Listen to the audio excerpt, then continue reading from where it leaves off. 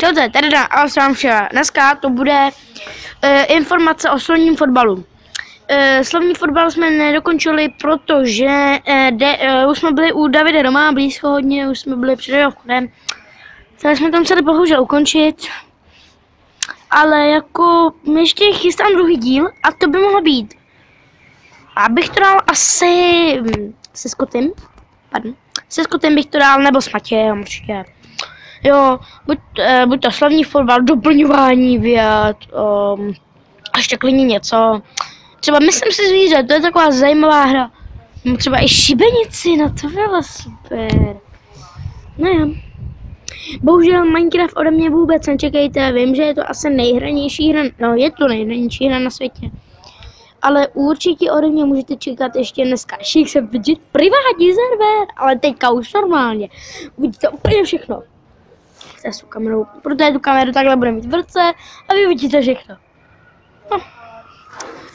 Jo, jak vidíte, ve svých pozdravech už nedělám takhle. Čau, to je tady dá. Ale já tu většinou ruku nevím, nějak se mi skryje, nebo ji vůbec tam nevidíte určitě. Takže vydám určitě slovní fotbal. Když tak teď je asi nějakých 19 večer by mělo být, protože jsme přišli z tréninku, který končí v 18:30. A já většinou dojdu domů, 19, už vidíte, se rozfoukám do balkóna. Kdyby náhodou nepřišla mamka, doufám, že jste to nějak dobře viděli.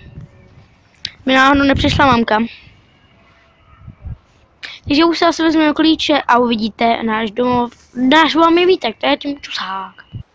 Hele, videa, my tu máme poštu. Pošta? No, tak to jsem nás dlouho neviděl.